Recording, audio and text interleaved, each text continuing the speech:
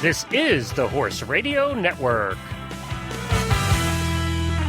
This is episode 518 of Horse Tip Daily. A different horse tip, a different equine topic, a different equestrian expert every day.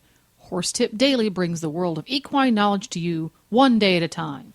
Today's tip is brought to you by feedxl.com, online nutrition software.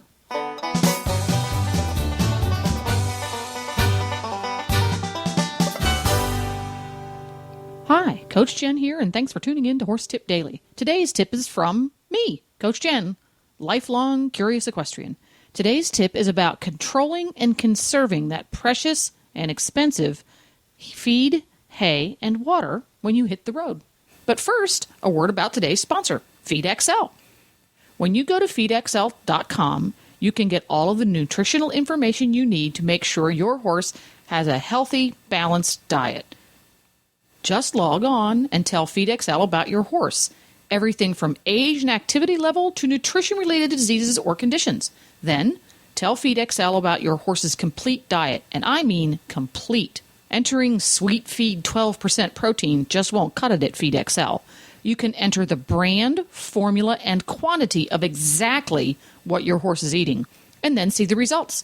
FeedXL does all the math, all the nutritional science, and gives you an accurate picture of what your horse is really eating, whether his nutritional needs are being met or exceeded. And as if that wasn't enough, FeedXL has forums where you can interact with other FeedXL members, fantastic mini articles about horse nutrition that are quick and fun to read, and a cost calculator where you can figure out just how much that nutrition is costing you. And who doesn't want to know that?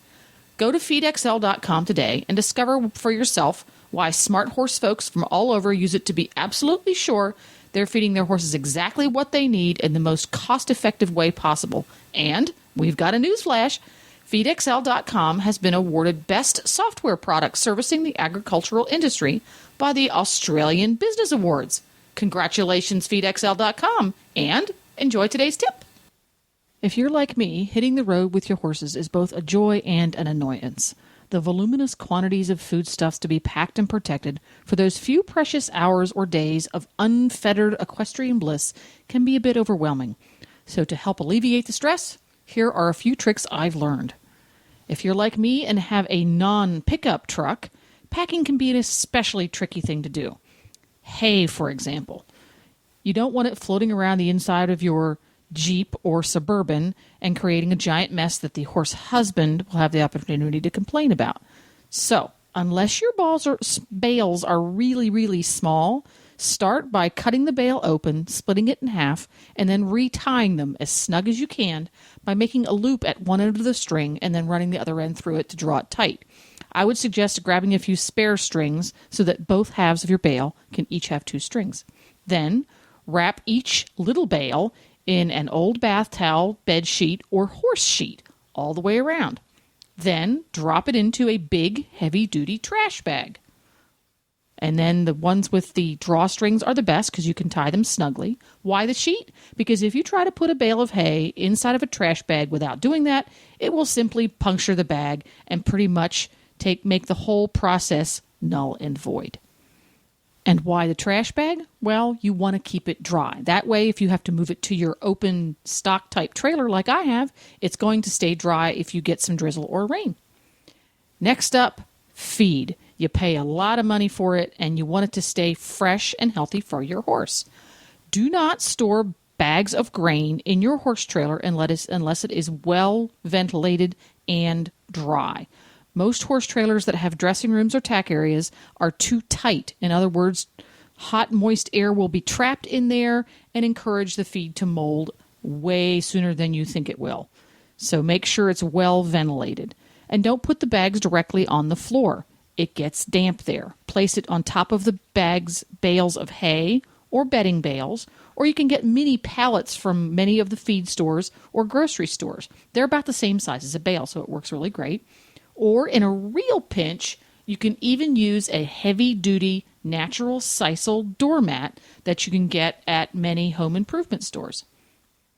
My favorite way to carry feed, because my horse doesn't eat very large meals, is to pack the feed into individual meal sizes, and I put them inside of a paper, each meal inside of a paper lunch sack. Put the grain in there, roll it over, slap a piece of tape on top, and then stack them all inside of a secure tote. If you've got lots of them and you're going to be gone for a number of days, put a thick layer of fresh, clean shavings in the bottom of that plastic tote, and then stack the bags on top so that you can get good air circulation. Next up, supplements. Just because you go away from home, you don't want your horse to be without his supplements. If you use bulk packaging, in other words, big bottles and buckets, try putting the supplement right in the individual feed bags if it's not high fat or liquid.